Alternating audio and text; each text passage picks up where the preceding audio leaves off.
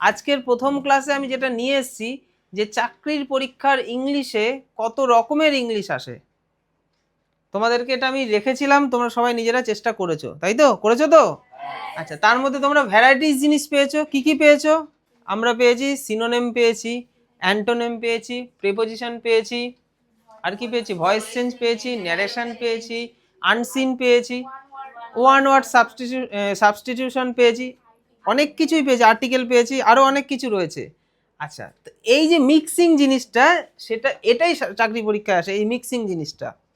এবার এই মিক্সিং জিনিসটা কখন করব? যখন আমার টপিক ওয়াইজ ক্লিয়ার করা হয়ে যাবে। টপিক ওয়াইজ বলতে আমি প্রেপোজিশনের যদি 100টা প্র্যাকটিস করি, তাহলে প্রেপোজিশন সম্বন্ধে ভালো ধারণা হয়ে যাবে। আমি এরর কারেকশানে যদি 100টা বা তার বেশি প্র্যাকটিস করি, ওখানে ডাউট ক্লিয়ার হয়ে যাবে। তো ওই রকম টপিক ওয়াইজ জিনিসগুলো পরপর হবে, তারপর মিক্সিংয়ে আসবো। কিন্তু আজকের প্রথম ক্লাসে আমি মিক্সিংটা এই কারণে এনেছি যাতে তোমাদের মধ্যে একটা স্বচ্ছ ধারণা হয় যে চাকরি পরীক্ষার ইংলিশ ঠিক এরকম আসে। তো আজকের ক্লাসে আমি এই 35টা যেটা তোমাদের করতে দিয়েছিলাম এটাই মিলিয়ে দেবো। তোমাদের একটা ধারণা হয়ে যাবে যে সরকারি চাকরি পরীক্ষায় ইংলিশ কেমন আসে। এবং পরের দিনের ক্লাস থেকে কিন্তু মিক্সিং জিনিসটা থাকবে না, তখন একটা করে টপিক ধরবো, তার ভিত্তিতে 30টা 40টা 50টা প্রশ্ন আমরা প্র্যাকটিস করব। মানে পরের দিন যদি আমি প্রেপোজিশন করাই, 50টা প্রেপোজিশনের শুধু প্রশ্ন থাকবে। যদি ন্যারেশন করাই, 50টা শুধু ন্যারেশনের প্রশ্ন থাকবে। প্রশ্ন পরীক্ষার মতো করেই থাকবে, একটা প্রশ্ন থাকবে, তার 4টে অপশান থাকবে। কোনটা সঠিক বেছে নিতে হবে, কেন ওটা হলো আমি বুঝিয়ে দেবো। বোঝা গেল? ঠিক এইরকমভাবে ক্লাসগুলো চলবে। তো আজকের ক্লাসে আমি মিক্সিংটা বুঝিয়ে তোমাদের জাস্ট ধারণাটা দেবো, এবং আগামীকাল তোমাদের ইংলিশের কতগুলো টপিক গুরুত্বপূর্ণ চাকরির পরীক্ষায় দেয়, সেই টপিকের আগে একটা লিস্ট তোমাদের সামনে দেবো, যেটা তোমরা লিখে নেবে। তারপরে সেই টপিকের 1টা 2টো 3টে 4টে পরপর পরপর করে আমরা ক্লাসগুলো করতে করতে যাবো। সব কটা টপিক যখন হয়ে যাবে, তখন আমরা মিক্সিংয়ের মধ্যে ঢুকবো। বোঝাতে পারলাম আমি কি বলছি? এইরকমভাবে আমাদের ক্লাসগুলো চলবে। তো আজকের প্রথম ক্লাস আমি শুরু করছি। দেখো, একটা ওয়ার্ড দিয়েছে, এটা হচ্ছে অ্যামিকেবল। কি করতে হবে? Choose the correct synonym. Synonym মানে কি? শব্দার্থ। তাহলে এটার সাথে যায় 4টের মধ্যে কোনটা? তোমরা দেখতে পাচ্ছ উত্তরে আমি টিক চিহ্ন দিয়ে দিয়েছি। দেখো, এটা বোঝানোর কিছু আর নেই। এই যে বললাম সিনোনিম, অ্যান্টোনিম, ওয়ান ওয়ার্ড, এগুলো বোঝানোর নেই, এগুলো মুখস্থ করার জিনিস, যেটার পিডিএফ তোমাদেরকে দেওয়া হবে। তাহলে এখানটা আমার কি করব? এটা জাস্ট মেলাতে হবে, আর যদি একটু কিছু বলি আমি বলবো, ঠিক এরকমভাবে চলবে। তুই ওই দিকটায় আয়, নাহলে এখানটা দেখতে পাবি না, চেপে যা। অ্যামিকেবল মানে হচ্ছে বন্ধুত্বপূর্ণ একটা ব্যাপার। অ্যামিকেবল মানে বন্ধুত্বপূর্ণ। তাহলে আমরা কোনটা হবে এর মধ্যে? ফ্রেন্ডলি। ফ্রেন্ডলি মানে বন্ধুত্বপূর্ণ। বাকিগুলো দেখো যাই না এর সাথে। হস্টাইল মানে বিরোধী, এটা একটা নেগেটিভ ওয়ার্ড, মানে কোনো কিছু বাধা দেওয়া। অ্যানয়িং, এটাও নেগেটিভ ওয়ার্ড। হাউটি, এটা এর সাথে যাই না। মানে সবকটাই ঠিক এর বিপরীতে, একমাত্র ফ্রেন্ডলি হচ্ছে বন্ধুত্বপূর্ণ একটা ব্যাপার বোঝাচ্ছে। তাহলে এটা হবে কারেক্ট অ্যান্সার। যারা ঠিক করেছে রাইট দেবে, 1 নম্বর দেবে। যাদের ভুল হয়েছে -1/4। সিনিয়রের সাথে সবসময় কি বসে? টু বসে। এটা একটা ফিক্সড প্রিপোজিশন। সিনিয়র থাকলে তারপরে প্রিপোজিশন বসাতে গেলে টু। Junior to. বোঝা গেল? সিনিয়রের সাথেও টু, জুনিয়রের সাথেও টু, এটা একবার মনে রাখতে হবে। হ্যাঁ, না, ওইটাই ভুল করে সবাই, অনেকে দেন করে সিনিয়র ওর থেকে এরকম বোঝাচ্ছে না। এটা একদম ফিক্সড প্রিপোজিশন, টু বসে। Identify the correctly spelled word. কোন ওয়ার্ডটা কারেক্ট? তো এখানে কি আছে? কোন ওয়ার্ডটা কারেক্ট হবে? কোয়েশ্চেন, কোয়েশ্চেনিয়ারি।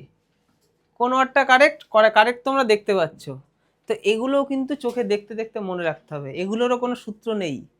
তবুও হ্যাঁ, সূত্র তো কিছুটা আছে, উচ্চারণের উপর সূত্র কাজ করে। তো এখানে আমরা তাহলে এই 4টের মধ্যে কেন এটাকে বেছে নিলাম? কি আছে ওয়ার্ডটার মধ্যে? দেখো, এখানে 2টো এন আছে, এখানেও 2টো এন আছে, 2টো এন আছে, এখানে একটা এন আছে। তোমরা যখন পরীক্ষার সময় করবে, কিছুটা ট্রিক্স মেনটেন করতে হবে। তুমি দেখবে 4টে অপশানের মধ্যে যেটাতে বেশি জনের সাথে আছে সেইগুলো হওয়ার চান্স বেশি। এই যে 2টো এন 3টের সাথেই আছে, তাহলে এই 3টের মধ্যে একটা হবে, এটা হবে না যদি আমি এভাবে ভাবি। ঠিক আছে? আর বাদ বাকি জিনিসটা একটু বুঝে নিতে হবে, একটু মনে রাখতে হবে। লাস্টে ই থাকবে। দেখো এখানে এটার সাথে এটার লাস্টে ই, এটার লাস্টে ই, এটার লাস্টে ই, তাই না? তো আমি তো এটা নিতে পারছি না। বাকি 3টের মধ্যে নেবো, 3টের মধ্যে আমি দেখতে পাচ্ছি ই রয়েছে এটাতে এটাতে, তাহলে এই দুটোর মধ্যে হবে। এরকমভাবে এলিমিনেট করে করা যায়।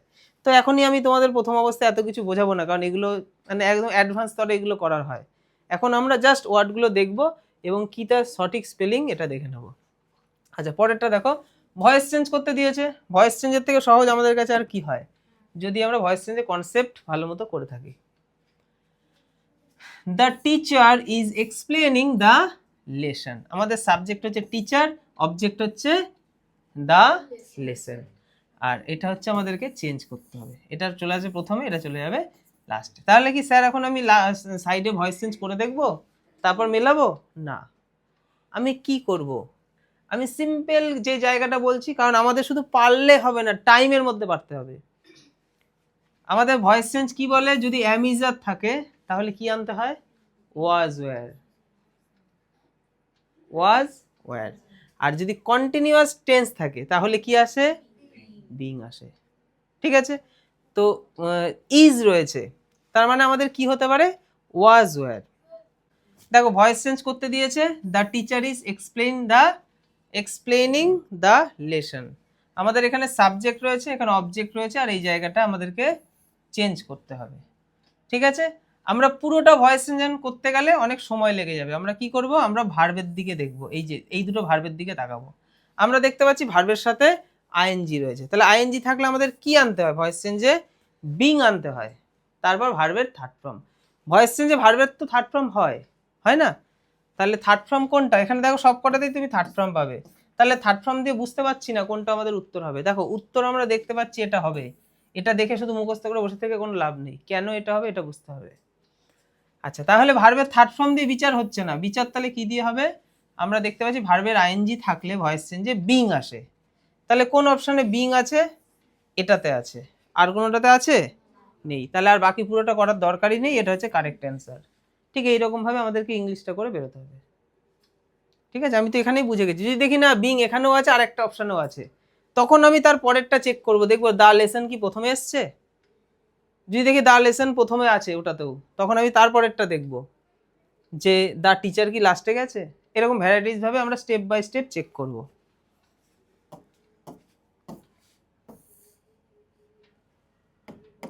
তারপর দেখো কি বলছে, choose the correct one word substitution. One word substitution মানে কি, এক কথায় মানে বড় একটা সেন্টেন্সের মতো অংশকে ছোট্ট একটা ওয়ার্ডে প্রকাশ করতে হবে। A person who hates mankind, এমন একজন মানুষ যে ম্যানকাইন্ডকে হেট করে, ঘৃণা করে, তাকে কি বলে, মিসানথ্রপ বলে। এটা কিছু বোঝার নেই, এটা মুখস্থ করার জিনিস। ফিল ইন দ্য ব্ল্যাঙ্কস, দেখো ইফ আই কি হবে, আমরা দেখতে পাচ্ছি ওয়্যার হবে। কেন ওয়্যার হলো, কেন হলো, এটারও একটা কনসেপ্ট আছে। কার মনে আছে এই কনসেপ্ট, আমি তোমাদের নিচু ক্লাসে করিয়েছি। কেন এখানে ওয়্যার হলো, আমরা জানি আই তো সিঙ্গুলার, সিঙ্গুলারের সাথে সবসময় ওয়াজ হয়, ইজ হয়, তাই না, অ্যাম হবে, কিন্তু ওয়্যার তো প্লুরালের সাথে হয়, আই তো সিঙ্গুলার, তাহলে আয়ের সাথে ওয়্যার কেন হলো? এমন একটা জিনিস যেটা সম্ভব না আমার পক্ষে করা, তখন ওয়্যার হবে। যদি আমি পাখি হতাম, উড়ে যেতাম, পাখি কোনোদিন আমি হতে পারবো? তাহলে এটা আমার জন্য অসম্ভব, তখন ওই অসম্ভব জিনিসের জন্য আমরা ওয়্যার আনবো। এটা একটা কনসেপ্ট, ভালো করে মুখস্থ করে রাখো। এই কনসেপ্ট থেকে বহু প্রশ্ন পরীক্ষায় আসে। ঠিক আছে, আমাদের এটা দেখেই মনে হয়েছিল যে অ্যাম বসাই, ওয়াজ বসাই, এইসব মনে হয়েছিল। তাহলে কখন বসাবো না, যখন ইফ নামক একটা কন্ডিশন থাকবে এবং এরকম একটা কথা থাকবে যে আমি যদি পাখি হতাম বা আমি যদি এখন প্রাইম মিনিস্টার হতাম তাহলে এটা করতে পারতাম, যেটা আমার জন্য এখন অসম্ভব, তাহলে সেগুলোতে ওয়্যার হবে। এনরমাস, এনরমাস মানে কি জানো, অ্যান্টোনিম করার আগে তো মানে জানতে হবে। এনরমাস মানে বিরাট, তাহলে তার বিপরীত কি, ছোট, টাইনি। বাকিগুলোতে ছোট বোঝাচ্ছে না, এটা হিউজ, হিউজ মানে তো বড়, অ্যাভারেজ মানে তো অ্যাভারেজ, আর সফট মানে তো সফট, তাহলে এই তিনটে তো যাচ্ছেই না। তাহলে তুমি এটার উত্তর তখনই করতে পারো যখন এটার বেঙ্গলি মিনিংটা জানো। অপশানগুলো দেখবে, তোমার অপশানের ওয়ার্ডগুলো বাংলা মানে তোমার পরিচিত থাকবে, কারণ তুমি যেহেতু নিচু ক্লাসে ইংলিশ পড়েছো, এটার মানে তোমাকে জানতে হবে, এটাই পারতে হবে। আমরা শুরু করেছি তো, অবশ্যই আজকে থেকে শুরু করেছি, 1 বছর পর সব পারবো। 1 বছর কন্টিনিউ প্রদীপটাকে জ্বালিয়ে রাখতে হবে। এনরমাস মানে বিরাট, তার ছোট হচ্ছে টাইনি, তার বিপরীত হচ্ছে টাইনি। আচ্ছা, select the correct idiom meaning. আচ্ছা, ইডিয়াম ফ্রেজ, ইডিয়াম ফ্রেজটা কি, টু স্পিল দ্য বিনস, মানে এমন একটা কথা বলবে যার সাথে কিছু মেলেই না, তার উত্তর অন্যরকম।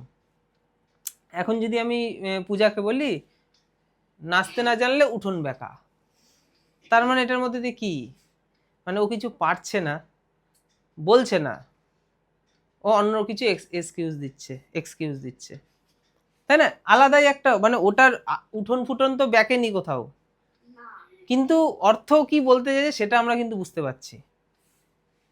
তাহলে টু স্পিল দ্য বিনস, তাহলে বিনস থেকে বেরিয়ে যাচ্ছে কোনো একটা কিছু, তাহলে এটার সাথে কোনটা যায়? টু রিভিল আ সিক্রেট, মানে সিক্রেট বেরিয়ে গেল, গোপন কোনো একটা কথা বেরিয়ে গেছে, এটার সাথে সবসময় এটা যায়। বোঝা গেল? এটাকে বলে ইডিয়াম ফ্রেজ, এটার মিনিং এর মধ্যে দিয়ে অন্য কোনো মিনিংই বোঝাচ্ছে। বোঝা গেল? তাহলে আমাদের ভোকাবের মেন 4টে টপিক ভালো করে পড়তে হবে। কি কি? একটা যে সিনোনেম, একটা অ্যান্টোনেম, একটা ইডিয়াম ফ্রেজ, আর একটা ওয়ান ওয়ার্ড সাবস্টিটিউশন। এই 4টে টপিক বোঝার কিছু নেই, এই 4টে টপিক মুখস্থ করতে হবে। তবে মেন যে ওয়ার্ডটা তার বেঙ্গলি মিনিংটা জানতে হবে। মুখস্থ করার সাথে সাথে তখনই বেঙ্গলি মিনিংটা পাশে থাকবে, সেখানে মুখস্থ করে নিতে হবে। আচ্ছা, প্রশ্নটা কি? Identify the error in the sentence. তাহলে এই সেন্টেন্সে ভুল কোথায় আছে? তাহলে সেন্টেন্সে 4টে খণ্ড রয়েছে। এই যে ইচ অফ দ্য স্টুডেন্টস, এটা একটা খণ্ড, হ্যাভ ফিনিশড, এটা একটা খণ্ড, দেয়ার হোমওয়ার্ক, এটা একটা খণ্ড, নো এরর। এই যে 4টে খণ্ড, ঠিক আছে, 4টে খণ্ডের মধ্যে কোন খণ্ডটাতে তোমার ভুল রয়েছে সেই খণ্ডটা বাছাই করো। কোন খণ্ডতে ভুল আছে? আমরা অপশনে দেখতে পাচ্ছি বি, তাই তো? তাহলে বি মানে কিন্তু এইটা না, বি মানে হচ্ছে এইটা। বি কোথা থেকে শুরু হয়েছে? বি শুরু হয়েছে এখান থেকে এতটা। বোঝা গেল? আচ্ছা, তাহলে স্যার ভুলটা কোথায়? হ্যাভ ফিনিশড ভুল কেন? হ্যাভ ফিনিশড কেন ভুল? দেখো ইচ রয়েছে, ইচ থাকলে এক একজনকে বোঝায়, তাহলে এখানে কি হবে? হ্যাজ হবে। বোঝা গেল? সিঙ্গুলার হলে সিঙ্গুলার ভার্ব। কি এখন থেকে সোজা ভাববো তো, আমরা তো শিখছি, আজকেই কি আমরা জিতে যাব নাকি? আজকে ভুল করব তবেই শিখতে পারবো। চেঞ্জ দ্য ন্যারেশন, দেখো এবার narration change. He said I am writing a letter, he said I am writing a letter. 4টে অপশনের মধ্যে কোনটা হবে? আমরা দেখতে পাচ্ছি উত্তর এটা। কেন এটা? কেন এটা? দেখো আমাদের ভয়েস চেঞ্জের নিয়ম কি, আমরা ভার্বের দিকে তাকাবো, ভার্বটা কি ঠিকঠাক চেঞ্জ হয়েছে কিনা। তাহলে অ্যাম ইজ আর থাকলে ন্যারেশন চেঞ্জে কি হয়? ভয়েস বললাম আমি, ন্যারেশন। অ্যাম ইজ আর থাকলে ন্যারেশন চেঞ্জে পরিবর্তন হয়ে কি আসে? ওয়াজ ওয়্যার আসে। এটাতে কি ওয়াজ আছে? দেখবই না। এটাতে ওয়াজ আছে? দেখতে পারি। এটাতে ওয়াজ আছে? নেই। তাহলে এইটা আর এইটা, এই দুটোর মধ্যে একটা হবে। তাহলে বাকি দুটো আমি এলিমিনেট করতে পারলাম। আচ্ছা, তারপরে কি করব দেখো। আচ্ছা, এবার আমি দেখতে পাচ্ছি এখানেও ওয়াজ রাইটিং, এখানেও ওয়াজ রাইটিং, এখানেও এ লেটার, এখানেও এ লেটার। ঠিক আছে, এখানে আছে হি, এখানে আছে আই, এখানে একটু কিছু একটা করতে হবে। এখানে দ্যাট দ্যাট ঠিক আছে, সেইট সেইট ঠিক আছে, হি হি ঠিক আছে। শুধু তাহলে এই দুটোতে গন্ডগোল। তাহলে এর মধ্যে এটা ঠিক না এটা ঠিক, এটা আমরা এবার বুঝবো। দেখো আই কোন পার্সন? First person. কাকে ফলো করবে? গ্রামার ক্লাসে সব করেছি, সব ভুলে গেছে। ফার্স্ট পার্সন সাবজেক্টকে ফলো করবে, সেকেন্ড পার্সন অবজেক্টকে ফলো করবে, third person no change, narration change. বোঝা গেল? তাহলে ফার্স্ট পার্সন আই। আচ্ছা, তাহলে স্যার সাবজেক্ট অবজেক্টটা কি জিনিস? তুমি যে বলছো সাবজেক্ট অবজেক্ট, এটা হচ্ছে সাবজেক্ট, আর সেইডের পরে যেটা থাকবে সেটা হচ্ছে, সেইডের পরে যেটা থাকবে মানে তার মানে কি আই অবজেক্ট? আই নয়। এখানে আমরা দেখতে পাচ্ছি সেইডের পরে কমা, তার মানে কিছু নেই, কিন্তু সেইডের পরে কিছু একটা থেকে তারপর যদি কমা থাকতো তাহলে সেটা হয়ে যেত অবজেক্ট। আমাদের আই হচ্ছে ফার্স্ট পার্সন। আমরা জানি তো আমি আমরা ফার্স্ট পার্সন, তুমি তোমরা সেকেন্ড পার্সন, সে তারা থার্ড পার্সন। তাহলে আমি আমরার মধ্যে পড়ছে আই, তাহলে ও কাকে ফলো করবে? সাবজেক্টকে। সাবজেক্টে কে আছে? হি। হিকে গিয়ে আই জিজ্ঞাসা করছে বাবা কি লিখবো আমি এখানে? হি বলছে আমি তো হি, আমার প্রোনাউন তো হি বসে সাবজেক্টে। ঠিক আছে, তাহলে হি বসিয়ে দেবো, হি। হয়ে গেল, এটা উত্তর। এখানে যদি সি থাকতো তাহলে সি বসতো, এখানে যদি কোনো নাম থাকতো এখানে ধরো পূজা, ওই যে টেরা চোখে তাকানো পূজা ধর এখানে রয়েছে, ঠিক আছে? এখানে আছে নাকি টেরা চোখের পূজা? ও, এখানে ধর যদি এখানে পূজা থাকতো, যে পূজা said,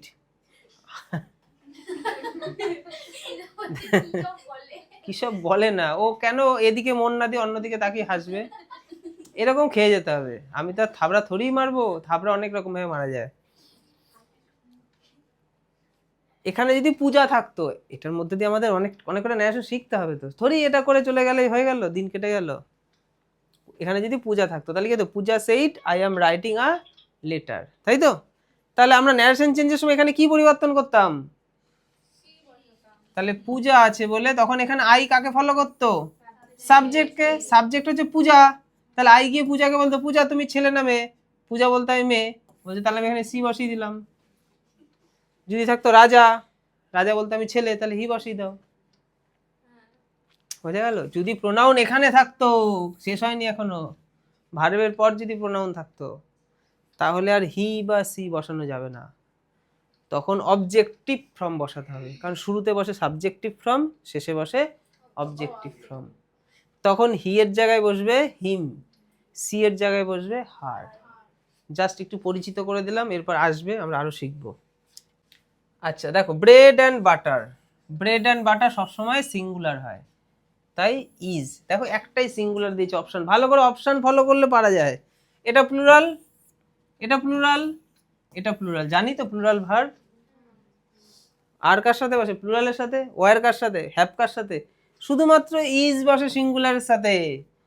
R bread and butter একটা খাবার, একটাই খাবার, এটা দেখেই মনে হচ্ছে প্লুরাল, অ্যান্ড রয়েছে দুটো জিনিস, প্লুরালে কিছু একটা বসাই হবে না, এটা সিঙ্গেল একটা খাবার, একটা খাবারই তো তুমি খাচ্ছ, তাই কি বসবে?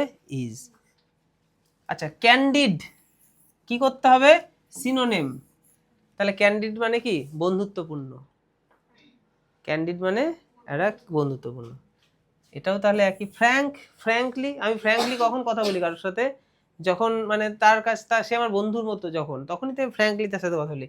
বাকিগুলো দেখো তার ঠিক বিপরীত, ডিসঅনেস্ট মানে অনেস্ট নয়, বিপরীত হয়ে গেল। সিক্রেটিভ, ক্রুয়েল, ক্রুয়েল মানে নিষ্ঠুর, কিছু যাই না, একমাত্র এটাই। কিল্ডের সাথে উইথ হয় কখন? যখন কোনো জিনিস দ্বারা কাউকে মারা হয়, ওইখানেই তো সমস্যা। আমরা ওটাতে মানুষ থাকলে তখন বাই হতো, যখন কোনো বস্তু দিয়ে কাউকে মারা হচ্ছে সেই বস্তুটার জন্য তার আগে আসবে উইথ। আচ্ছা ওয়ান ওয়ার্ড সাবস্টিটিউশন, দেখো এ প্লেস হোয়ার বিজ আর কেপ্ট, একটা জায়গা যেখানে মৌমাছিদের রাখা হয়, সেটাকে কি বলে? অ্যাপিয়ারি বলে। এটা মুখস্থ করার জিনিস। অ্যারোগেন্ট, খুব অহংকার, ওর মধ্যে হেভি অ্যারোগেন্ট ব্যাপার রয়েছে। অ্যান্টোনিম, বিপরীত শব্দ, মানে হাম্বেল, তাই তো? এগুলো কি যায়? প্রাউড যায়, রুট যায়, ভেইন যায়? যায় না, একমাত্র হাম্বেল, এটাই অ্যারোগেন্টের বিপরীত শব্দ।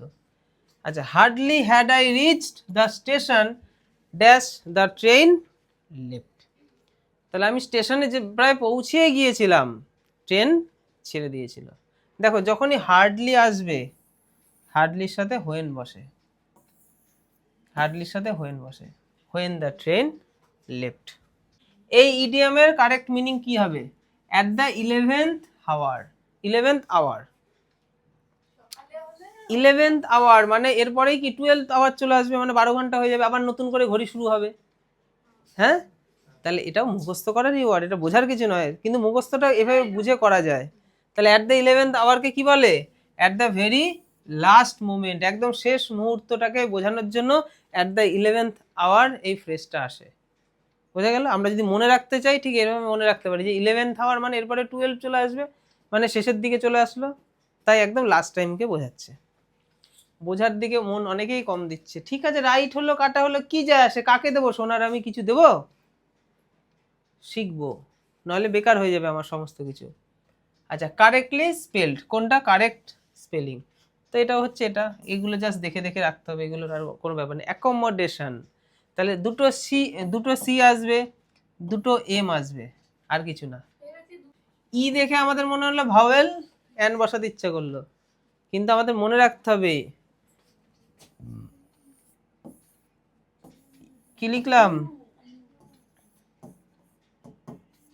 ইউ আর ওয়া এই দুটো যখনই থাকবে এ বসবে না, কি বসবে, এন। তাহলে এটা সরি ভুল বললাম আমি, এন বসবে না এ বসবে, এন বসবে না এ বসবে, ঠিক আছে। ছোটবেলায় পড়েছি উচ্চারণ যদি ইউ মানে ভাওয়েল বোঝায় তাহলে তো এন হয়, তাই তো হচ্ছে তাহলে European European, European, U U U মানে ই এর উচ্চারণ হচ্ছে না, ইউরোপিয়ান। আচ্ছা তারপরে দেখো, না এই ইউরোপে শুধু ভারী নেইদার দ্য ক্যাপ্টেন, দেখো এখানেও আমাদেরকে ঠিক করতে হবে, চারটে অপশন আছে, neither the captain nor the sailors was present no error. এই চারটে অপশনের মধ্যে কোনটা হবে, মানে এই তিনটের মধ্যে যদি ভুল থাকে তাহলে কোনটাতে ভুল আছে, আর যদি ভুল না থাকে তাহলে নো এরর হবে, লাস্টের অপশনটা হবে। কোনটাতে ভুল আছে, আমরা দেখতে পাচ্ছি অপশন সি। এবার আমরা বুঝি অপশন সি তে কেন।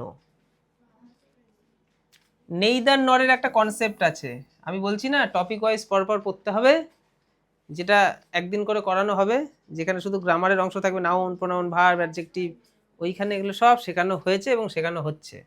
নেইদারের সাথে সবসময় নর আসে, আর নেইদার নরের যখন ব্যাপারটা আসে, নেইদারের পরে একটা সাবজেক্ট বসে বা কিছু একটা বসে, আবার নরের পরেও কিছু একটা বসে। নরের পরে যে বসে সেই হচ্ছে মেন হিরো। সে যদি সিঙ্গুলার হয় ভার্ব সিঙ্গুলার হবে, সে যদি প্লুরাল হয় ভার্ব প্লুরাল হবে। সেইলার্স সিঙ্গুলার না প্লুরাল, প্লুরাল। তাহলে মানে এখানে কি দিয়েছে, তাহলে এখানে এটা ওয়াজ তো তাহলে বসা উচিত হয়নি, ওয়ার বসতো, ওয়াজ দিয়েছে, তার মানে অপশন সি তে গন্ডগোল আছে, অপশন সি উত্তর। বোঝাতে পেরেছি। হু রোড দিস বুক, আমরা পুরো ভয়েস চেঞ্জ করব না, আমরা দেখেছি রোট মানে ভার্বের সেকেন্ড ফর্ম, ভার্বের সেকেন্ড ফর্ম থাকলে কি হয়, ভার্বের সেকেন্ড ফর্ম থাকলে কি হয়, ওয়াজ ওয়্যার ভার্বের থার্ড ফর্ম হয়। তাহলে এখানে ওয়াজ ভার্বের থার্ড ফর্ম, এখানে ওয়াজ ভার্বের থার্ড ফর্ম, এখানে ইজ আছে, এই অপশনটা হবে না, এখানে ওয়াজ ভার্বের থার্ড ফর্ম, তাহলে এই তিনটে হতে পারে। আচ্ছা হু থাকলে সবসময় বাই হুম দিয়ে শুরু হবে, বাই হুম এই দুটোতে আছে, এটা হবে না। এবার এই দুটোর মধ্যে কোনটা হবে, কোনটা হবে এখানে একটু শিখে নিতে হবে, এখানে একটু শিখে নিতে হবে। দেখো এখানে আমাদেরকে যেটা করতে হবে, এই যে ভার্বটা আমরা দেখতে পাচ্ছি সেটা হচ্ছে কি রোট, সেটাকে তো রিটেন বানাতে হবে। আর একটা অবজেক্ট দেখতে পাচ্ছি সেটা হচ্ছে দিস বুক, তোমাদেরকে যেটা করতে হবে হুটাকে বাই হুম করতে হবে, তারপরে একটা শূন্যস্থান ফাঁকা জায়গা রাখতে হবে, তারপরে অবজেক্টটাকে বসাতে হবে, তারপরে আবার একটা শূন্যস্থান ফাঁকা জায়গা রাখতে হবে। তাহলে অবজেক্টের আগে হেল্পিং ভার্ব বসবে, অবজেক্টের পরে মেন ভার্বের থার্ড ফর্ম বসবে, জাস্ট এইটুকু মনে রাখতে হবে যখন হু দিয়ে দেবে। সিনোনিম অ্যাবান্ডন, অ্যাবান্ডন মানে কি, অ্যাবান্ডন মানে ত্যাগ করা, একটুও কোথাও ভুল নেই, ক্লাস শেষে দেখে নিবি। অ্যাবান্ডন মানে ত্যাগ করা, তাহলে ত্যাগ করাকে কি বলে, ফোরসেক, ফোরসেক মানেও ত্যাগ করা, কোনো জায়গা থেকে চলে আসা। বাকিগুলো বাকিগুলো তো যাবে না, কিপ মানে বজায় থাকা, ত্যাগ কোথায় হলো, সাপোর্ট মানে সাপোর্ট করা, ত্যাগ কি হলো, অ্যাডপ্ট মানেও তো তাই, অ্যাডপ্ট করে নেওয়া, ত্যাগ তো হলো না, একটাই অপশন এর সাথে যায়। আচ্ছা অপটিমিস্ট, অপটিমিস্ট মানে কি, আশাবাদী, তাহলে তার বিপরীত কি, পেসিমিস্ট, নিরাশা, বাকিগুলো হবে না। আচ্ছা ক্যাটেল, ক্যাটেল কাকে বলে, গবাদি পশু, ক্যাটেলের সাথে সবসময় ক্যাটেলের সাথে কি হয়, সবসময় প্লুরাল ভার্ব হয়, প্লুরাল, তাহলে আর এটাই হবে। দেখ এইগুলো করা খুবই সহজ, তিনটে অপশানই দেখতে পাচ্ছি আমরা সিঙ্গুলার রয়েছে, তাহলে যেটা আলাদা সেটাই উত্তর। আচ্ছা তারপর দেখো ওয়ান হু নোজ এভরিথিং, কোনো একজন যে সমস্ত কিছু জানে, কি করতে হবে, ওয়ান ওয়ার্ড, তো এই ধরনের লোককে কি বলে, অমনিসেন্ট, অমনিসেন্ট তাকেই বলে যে সমস্ত কিছু জানে। আচ্ছা ইডিয়াম, তারপর দেখো to burn the midnight oil, মানে মধ্যরাতেও অয়েল জ্বলছে, মানে খুব পড়াশোনা হচ্ছে। তাহলে to study or work late into the night, মানে অনেক রাত পর্যন্ত পড়াশোনা হচ্ছে, তো এটার সাথে এটা যায়, বাকিগুলো যায় না, বাকিগুলো তো আক্ষরিক meaning. Fill in the blanks, you must abstain, অ্যাবস্টেইনের সাথে এটা মনে রাখতে হবে, মুখস্থ করে ফেলো, অ্যাবস্টেইনের সাথে সবসময় ফ্রম হয়, অ্যাবস্টেইন মানে দূরে থাকা, কোনো কিছু থেকে, থেকে দূরে থাকি তো, থেকের জন্য ফ্রম, তাই অ্যাবস্টেনের সাথে সবসময় ফিক্সড প্রিপোজিশন ফ্রম বসে। Choose the correct collective noun.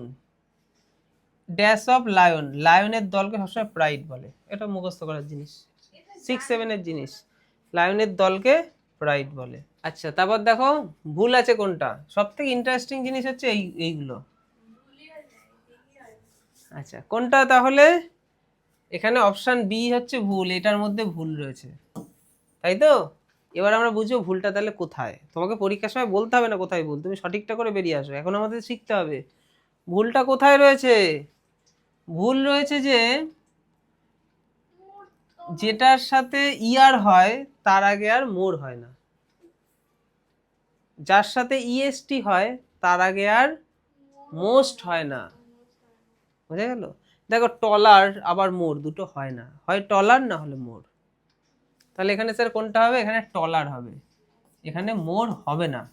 তাহলে স্যার কি করে মনে রাখবো টলার কোথায় হবে কোথায় টলার হবে না, মানে কোথায় ইয়ার হবে কোথায় ইয়ার হবে না, কি করে মনে রাখবো? যেটা কম্পারেটিভ ফর্ম আছে তার। কোথা থেকে কম্পারেটিভ ফর্ম কিনে নিয়ে আসবো আমি বাজার থেকে? Syllable, 1 syllable, 2 syllable, 3 syllable, syllable বুঝি?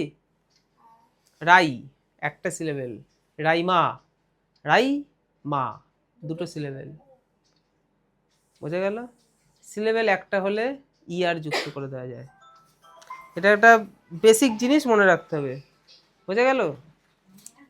সিলেবেল একটা হলে ইয়ার যুক্ত করে দিতে পারি অথবা ইএসটি যুক্ত করতে পারি সুপারলেটিভ দিতে, আর সিলেবেল একের বেশি হলে তখন এই মোর মোস্ট এগুলো আসে, জাস্ট এইটুকু মনে রাখবো আমরা, এরও আরো ডিটেলস অনেক কিছু হয়, আমি ডিটেলস বলছি না, এইটুকু জাস্ট মনে রাখলেই হবে। আচ্ছা ন্যারেশন চেঞ্জ দেখো, the teacher said the sun rises in the east. আচ্ছা তাহলে কোনটা হবে, কোনটা হবে?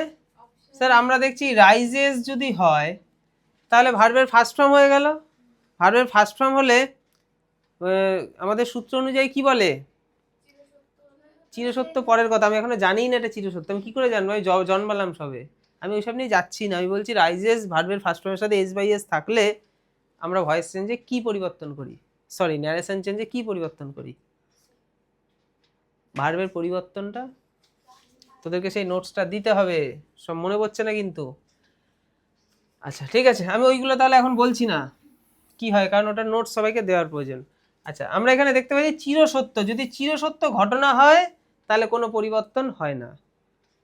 The sun rises in the east, সূর্য পূর্ব দিকে ওঠে, সারা জীবনই উঠে এসছে, এখনো উঠছে, আগামী দিনে উঠবে, চিরসত্য ঘটনা, তাহলে এটার কোনো পরিবর্তন হবে না, এটাতে পরিবর্তন রয়েছে, নিলাম না, এটাতে পরিবর্তন নেই, এটাতে পরিবর্তন নেই, এটাতে পরিবর্তন নেই, সামনের দিকে আমি এখনো দেখিনি, কোনো পরিবর্তনই হবে না, এখানে যেমন সেইট আছে সেইটটা সেইটই থাকবে, এখানে সেইট আছে এটা নিতে পারি, এখানে সেইট আছে নিতে পারি না, এটাতে আছে, আর এটা তো প্রথমেই কেটে দিয়েছি, হবে না, তাহলে অপশন একটাই ঠিক। এবার আমাদের যেটা করতে হবে প্যাসেজটা পড়তে হবে, যেটাকে আমাদের নিচু ক্লাসে বলে আনসিন, যেটা সব থেকে সহজ, আমরা আরো নিচু ক্লাসে পড়েছি আনসিনের উত্তর করতে হবে, প্রশ্ন দিয়ে দিলে উত্তর করো, 11-12 আমাদের উত্তর করতে হয় না, অপশন টিক করলেই হয়, চাকরি পরীক্ষাতেও তাই। ইন দ্য মডার্ন, আমাদের সবার আগে একবার হলেও পড়ে নিতে হবে, একবার পড়বো, একবার যদি না পার ভালো করে পারি দুবার পড়বো, কিন্তু দুবার পড়ার সময় নেই, চাকরি পরীক্ষায় একবারেই ভালো করে পড়তে হবে। In the modern world the rapid development of technology has change the way we communicate. তাহলে এই মডার্ন ওয়ার্ল্ডে মানে এই মডার্ন বিশ্বে এই যে র্যাপিড মানে দ্রুত, দ্রুত ডেভেলপ হয়েছে টেকনোলজি, তাই তো, যেটা আমাদের কমিউনিকেশনের একটা পথ চেঞ্জ করে দিয়েছে, মানে যোগাযোগের মাধ্যমটা জাস্ট অন্য লেভেলে চলে এসছে এখন, আজ থেকে 10-15 বছর আগের সাথে যদি তুলনা করি। Traditional methods of sending letters through the post have been largely replaced by instant messaging and emails. দেখো ট্র্যাডিশনাল ওয়েতে যেটা ছিল আগের যে মেথড, যে চিঠি দেওয়া দেই, সেই জিনিসগুলো এখন চেঞ্জ হয়ে গেছে, তার পরিবর্তে এখন কি চলে এসছে, এখন ইনস্ট্যান্ট মেসেজ, আমাকে তাকে কিছু বলতে হয় ফট করে এসএমএস করে দিলাম, আগে তো বাবারে একটা কার্ড কিনে আনতে হবে রে, তারপর একটা স্নান টান করে ঠান্ডাভাবে বসে লিখতে হবে রে, তারপর আবার পোস্ট অফিসে গিয়ে দিতে হবে রে, তারপর আবার যাবে রে, দিয়ে আমি ভুলে যাবো অনেকদিন পর কি যেন বলেছিলাম আমাকে, ও আবার 2 মাস পর রিপ্লাই পাঠিয়েছে আমাকে, কি বলেছিলাম আমি, আমি আবার পুরো চিঠিটা খুঁজবো, কত ঝামেলা। এখন এই মুহূর্তে এসএমএস করে দেবো, মানে কত পরিবর্তন। আর কি ইমেল, যদি এসএমএস না করে, দেখা গেলো অফিসিয়াল জায়গায় তুমি এসএমএস করলে হবে না যে দেশে কি হচ্ছে জল পাচ্ছি না, এই নরেন্দ্র মোদীকে একটা এসএমএস করে দাও, সেখানে এসএমএস করলে হবে না, তোমার বন্ধুকে তুমি এসএমএস করতে পারো, তখন তাকে ইমেল করতে হবে। সেটাও তো আগেকার থেকে তো ফাস্ট, আগে হলে পোস্ট অফিসের মাধ্যমে পাঠাতে হতো, ইমেল তুমি মেল করলে মোদি কিন্তু তখনই দেখবে না, সেটা তার কাছে গেল, তার দপ্তর ওটা দেখবে, তারপর মোদির কাছে যাবে, তখন মোদি তারপর ভাববে। তো আমরা যদি লং প্রসেস ভাবি তাহলে ইমেল, মেল মেল মেল ওই ইনস্ট্যান্ট মেসেজ তো সবাইকে আমি করতে পারবো না, মানে সবাই রিপ্লাই দেবে না, সবাই কি থোড়ি আমার তোমার মতো ফাঁকা ফ্রি বেকার। আচ্ছা, তাহলে এগুলো পরিবর্তন হয়ে গেছে, তাই তো, মেসেজ আর ইমেলের মধ্যে দিয়ে। While this has made communication ফাস্টার and more efficient, মানে এখন কমিউনিকেশন অনেক বেশি ফাস্ট হয়ে গেছে এবং মোর এফিসিয়েন্ট হয়ে গেছে। Some argue that it has also led to a decrease in the personal touch that a handwriting letter provides. দেখো কি বলা হচ্ছে, এতটা পরিমাণেই এখন এই জিনিসটা ডেভেলপ হয়ে গেছে, তার ফলে কি হচ্ছে, মানুষ কি করতে পারছে না, মানে এতটাই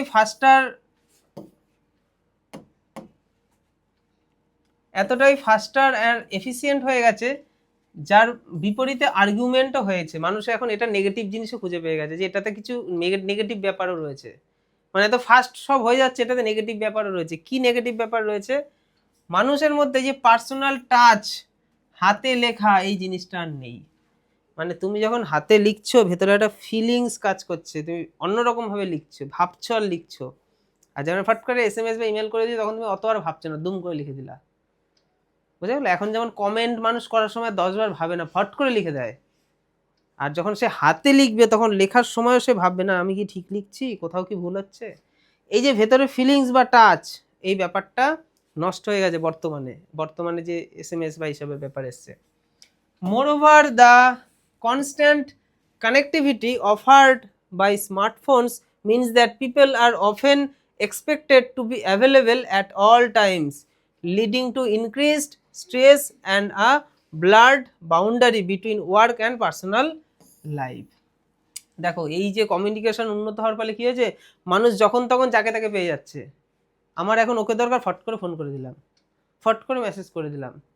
এতে কি হচ্ছে, মানুষের মধ্যে কিন্তু একটা, মানে সবসময় সে একটা কাজের মধ্যে রয়েছে, মানে তার ব্রেন সবসময় অ্যাক্টিভ রাখতে হচ্ছে, ঠিক আছে, যেটা তাকে একটা স্ট্রেস, মানে একটা স্ট্রেস চলে আসছে। মানে বিষয়টা যদি বুঝতে হয় যে ধরো তুমি কোনো একটা অফিসে কাজ করো, ছুটি হয়ে গেল, বাড়ি চলে আসলা, সংসারে ফ্যামিলিতে চলে আসলা, আগেকার দিন এরকমটা ছিল, কিন্তু এখন কি বাড়িতে আসার পরও স্ট্রেস, অফিসের বস যদি ফোন করে তো ফোন করে নিল, তুমি একটা অন্য মুডে ছিলে, একটা জাস্ট ফোন কল তোমার মুড চেঞ্জ করে দিল, যেটা আগে সম্ভব ছিল না। মানে আমাদের ভাবনার মধ্যে তুমি দেখো এখন এই যে আমি কি সুন্দর মুডে পড়াচ্ছি, আমার কাছে যদি একটা ফোন কল আসে, একটা নেগেটিভ কোনো কথা, আমার মুডটা পুরো চেঞ্জ হয়ে যাবে, মানে আমাকে একটা স্ট্রেস দিল।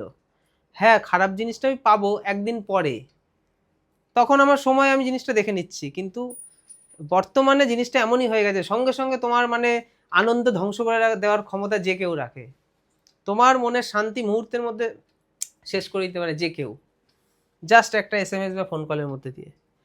আচ্ছা, technology continues to bridge geographical gaps, মানে এত কিছু সত্ত্বেও, যে ডেসপাইট মানে সত্ত্বেও, মানে এত কিছু সত্ত্বেও টেকনোলজি কিন্তু তার কাজ করেই চলেছে, সে তার দূরত্ব কিন্তু কমিয়েই চলেছে। অ্যালাউইং ফ্যামিলিজ অ্যান্ড ফ্রেন্ডস, বন্ধুদের মধ্যে, ফ্যামিলির মধ্যে, across the globe to stay connected in way that were once unimaginable. মানে একটু নেগেটিভিটি থাকা সত্ত্বেও কমিউনিকেশন কিন্তু থামছে না, মানে কানেক্টিভিটি বা এই যে জিনিসটা নিয়ে আমরা পড়ছি, টেকনোলজি নিয়ে যেটা আমরা পড়ছি, টেকনোলজি কিন্তু তার কাজ করেই চলেছে, সে কিন্তু অগ্রগতির দিকে এগোচ্ছে, সে কিন্তু কমিউনিকেট করেই চলেছে, মানে ফ্যামিলি ফ্রেন্ড সবাইকে এতটাই কাছে মানুষের সামনে নিয়ে আসছে প্রতিনিয়ত, ঠিক আছে, যেটা জাস্ট আনইমাজিনেবল, মানে যেটা অনেক দিন আগে জাস্ট ইমাজিনই করা যেত না যে এরকম ভাবেও সম্ভব কিনা। মানে তোর যে ঠাকুমাটা 90 বছর বয়সে মারা গেছে, তাকে সে ভাবতেই পারবে না যে এরকমটাও হয়, আমরা তো ছোটবেলায় এরকম কিছু পাইনি। According to the passage what has largely replaced traditional letters? Traditional লেটারের সাথে কোনটা চেঞ্জ করা যায়? ইনস্ট্যান্ট মেসেজ আর ইমেল, বাকিগুলো যায় না। আগে তো ট্র্যাডিশনাল চিঠি ছিল, সেটা এখন পরিবর্তন হয়ে এসছে না, আমরা এটাই তো বললাম যে ইনস্ট্যান্ট মেসেজ আর ইমেল, ব্যাস, এটা নিয়ে তার কোনো ডাউট থাকা উচিত নয়। তারপরে দেখো what is disadvantage modern communication, মানে এখন কি ডিসঅ্যাডভান্টেজটা কি? There is a decrease in the personal touch, এই পার্সোনাল টাচটা এখন আর নেই, এটাই ডিসঅ্যাডভান্টেজ, মানে পেন দিয়ে লিখছে এটা পার্সোনালি একটা টাচ ফিল হচ্ছে, সেইটা নেই, তাহলে অপশান এটা হবে, বাকিগুলোর পরে লাভই নেই।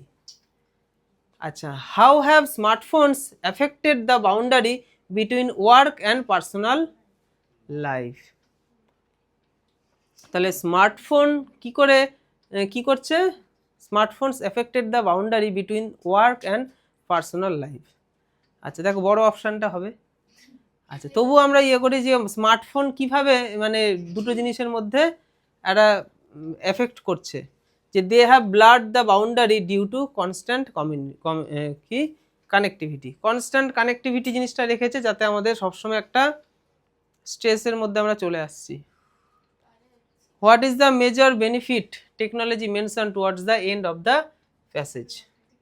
ইট Bridges geographical gaps between people, মানুষের মধ্যে জিওগ্রাফিক্যাল যে গ্যাপটা ছিল সেটা মিটিয়ে দিয়েছে, এটাই হচ্ছে মেজর বেনিফিট টেকনোলজির। আর লাস্ট হচ্ছে which word is the passage mean the quality of being effective without wasting time, time নষ্ট না করে এফেক্টিভ জিনিস কোয়ালিটি জিনিসটা পাওয়া, এটাকে কি বলে? এফিসিয়েন্ট। এই ওয়ার্ডটাই যায়, বাকিগুলো যায় না। সবার ভালো লেগেছে ক্লাসটা?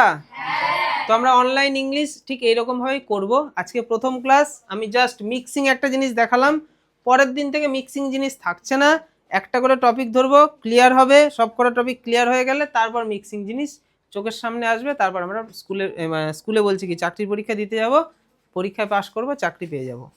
আজকের ক্লাস এখানেই।